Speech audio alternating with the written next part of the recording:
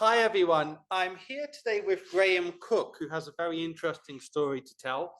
Graham is an author who has a book which is available in thousands of stores around the world, and we have put the link to his book below on Amazon. Now, Graham, if you wouldn't mind telling the listeners the basics about your story before we go into the more nitty-gritty details about how this came to being. I left school at 16. I lived in Cornwall in England, and I started my first business with £13 when I was 22. When I was 27, I sold it to a listed company on the London Stock Exchange for a lot of money. I stayed around for a year, and then I started another company which grew very big, and I sold that for a lot of money to another publicly listed company, and I was 32. What I did was the worst mistake I ever made is when I became incredibly rich, and I bought a farm for cash. When I became incredibly rich, I went to the most exclusive bank in the world, which you have to be very rich, called Coutts. What happened then is I bought a condominium in Pacific Heights in San Francisco because my ex-wife was Californian. She came from San Francisco and she had been married before, and I had given my word to her first husband, who allowed his son to come and live in England, that if ever I severed my business connections, then I would relocate to San Francisco. So what I did is I bought a luxury condominium in Pacific Heights, San Francisco, and had a tenant and waited until my business in the United Kingdom finished. And at 32, I moved with my then wife and son, 3-year-old son, to California, to San Francisco. Unfortunately for me, the lawyer, I got involved in a divorce proceedings in California. And unfortunately for me, the lawyer that I hired was a crook. And what happened is Coutts in Bristol, England, sent him a large certified cashier's check to pay his legal fees. They misaddressed the envelope from 11 Oak Street, which is the title of my book, it should have gone to 111 Oak Street. The cashier's check didn't turn up. Coutts called the lawyer, agreed to put a stop on the cashier's check, and sent wire replacement funds for what they did. Subsequently, much later, the lost envelope with the cashier's check turned up at the lawyer's office. He had a partnership split and a cash flow problem, and he jammed the cancelled cashier's check into his trust bank account, thinking he'd get a float. Well, unfortunately for all of us, his bank picked up that it was a cancelled cashier's check quicker than he thought, and bounced some of his trust account checks, which in California for a lawyer is a very, very serious matter. At this time, my former wife and I were back in Bristol, England, trying to reconcile. He then went around telling every Tom, Dick and Harry that I had bounced a check on him, and then consequently sued me in violation of an international treaty. He sent the papers to the address I didn't live at. He violated California rules of professional conduct, and so on and so forth, and got a judgment to sell my condominium in San Francisco. My then wife, living with me in Bristol, trying to reconcile, thought I was in cahoots with him, and she abducted our 3-year-old son, went back to California, and tried to stop him from selling the luxury condominium. The first word she said to me 3 months after the abduction, when I got to San Francisco, was, if you hadn't bounced a check on your lawyer, none of this would have ever happened. I consequently sued Many years later, I consequently sued the lawyer in San Francisco for legal malpractice and won substantial damages, but not enough to cover what I had lost. Uh, as to Coutts, as to my wealth declined, they could not throw me out the door quick enough.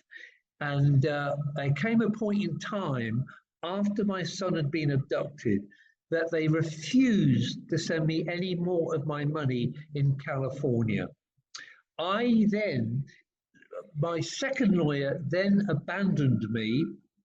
I had no papers with me, and I had to leave the hotel. And then I had to start sleeping in the car. Well, when my son originally got to California with my ex-wife, now ex-wife, um, unfortunately for me, the South same judge had only a few weeks previously awarded weekend access to a Norwegian father.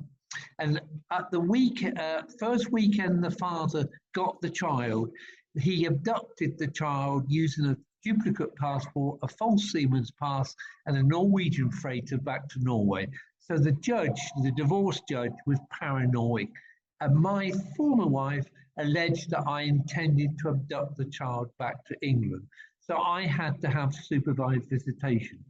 Now, as I said, there came a point in time, for some reason, absolutely, totally illegal, Coutts refused to send me any more of my money. So I had to leave the hotel. I was sleeping in a car.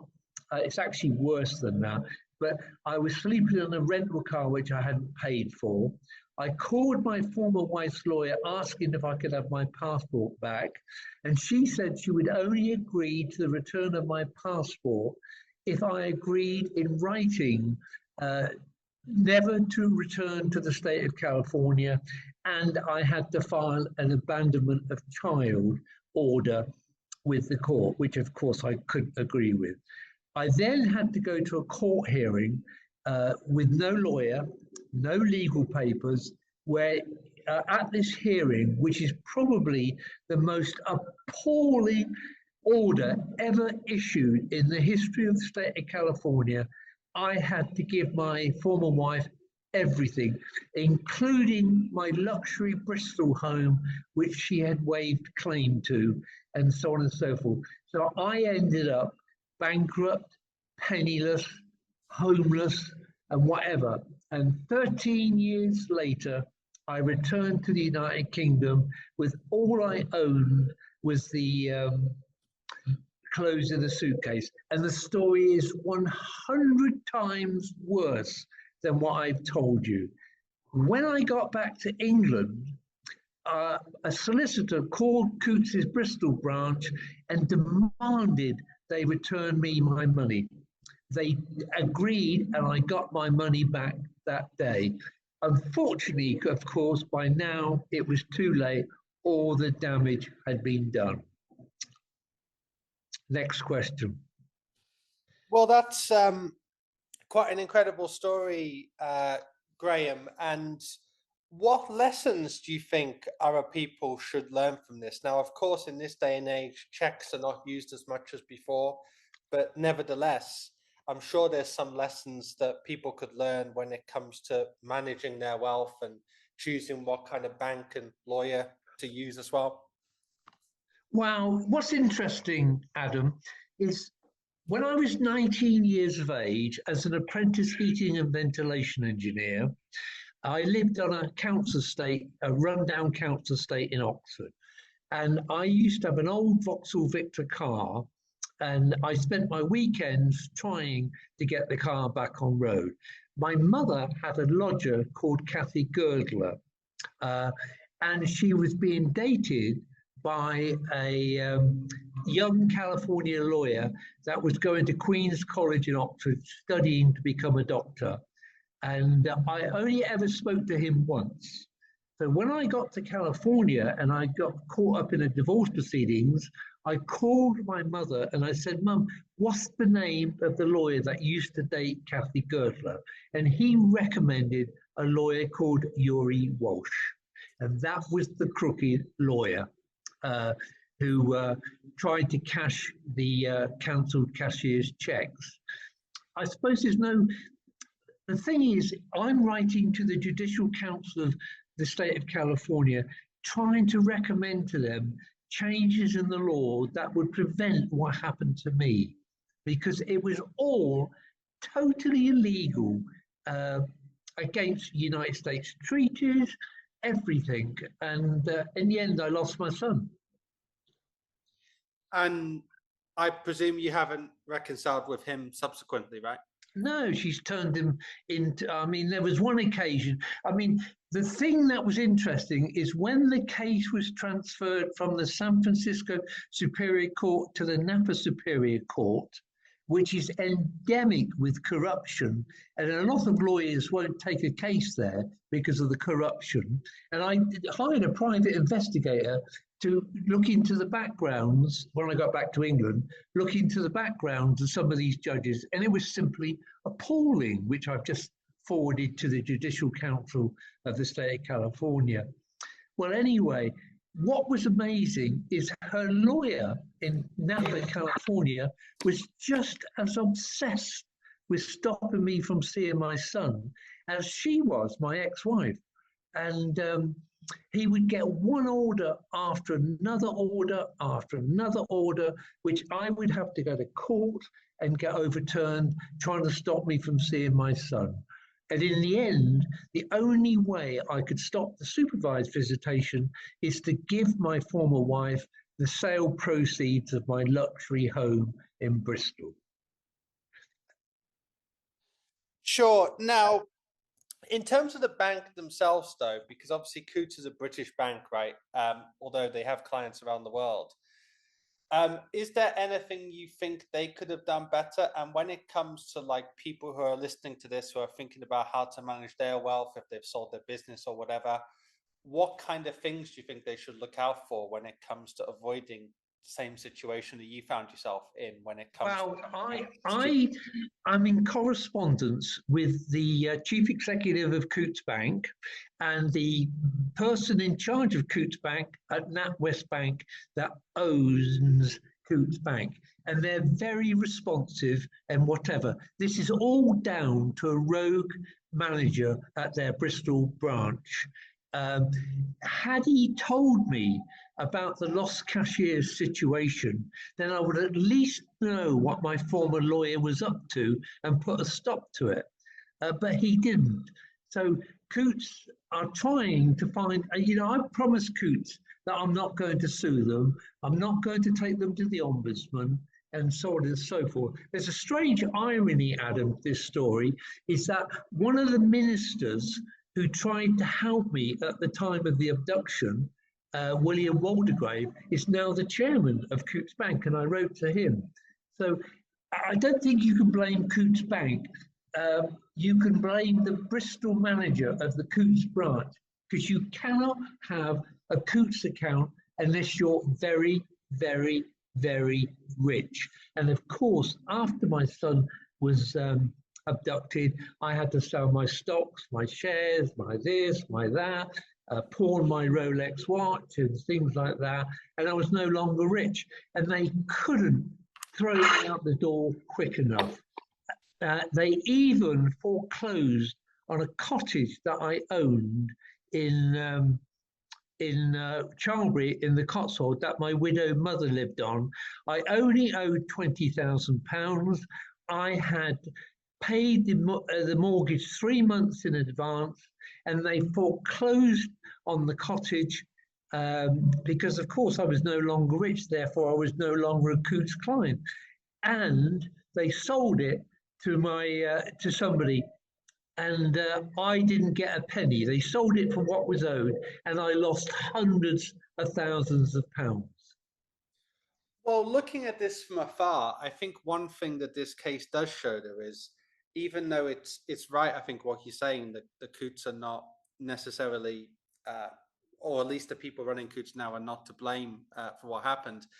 I think it does show, though, that just because a company is big, it doesn't always mean they have the right processes, right? So the fact that this person in the branch in Bristol was able to do something like that, or allegedly do something like that, then, that was a problem with the system they must have had in place. So I guess one of the lessons to be learned from this is really make sure your bank's got the right systems in place so something like this can't happen, right? Wow. You know, the most shameful thing I ever did in my entire business life was when I went from Midland Bank in Weston-super-Mare to Coutts when I became rich. I became a snob. I wanted a Coutts bank account. The manager at the branch at Weston-super-Mare of Midland Bank was absolutely fantastic to me, and he helped me buy the condominium. I met with him for lunch one day in Weston-super-Mare on St. Valentine's Day in 1983. I told him about how I'd given my word to my former wife's first husband about relocating to San Francisco.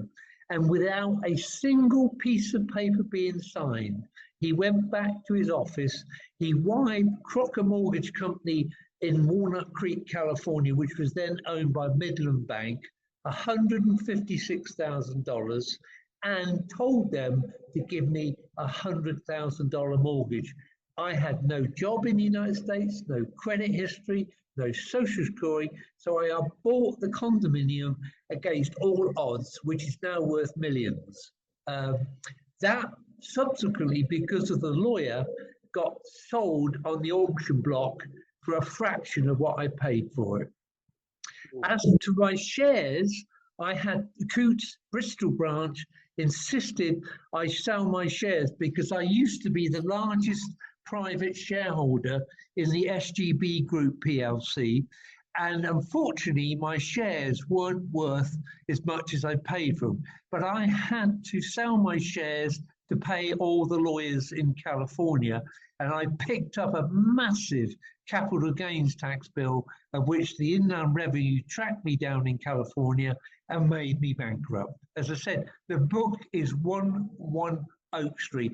And I offer people who buy the book, I offer them £1,000 if they read the book and are not appalled at what went on in that book. And finally, Graham, is there anything you want to add about where people can find the book apart from Amazon or any general? Well, they can buy it. They can buy it at Blackwell's, Amazon, Foyles, Waterstones. As I said, 3,500 bookshop and internet book retailers in 100 countries and on Amazon.com. And they ought to look at the reviews and so on and so forth. I'm currently in negotiation with 2 US film streaming companies for a 3-part film about what happened to me. The book is 1 Oak Street. I would appreciate people buying it. I would appreciate people giving it an Amazon review, because I am trying to change the law in California to stop what happened to me happening to anybody else. Okay, thank you very much, Graham, for that.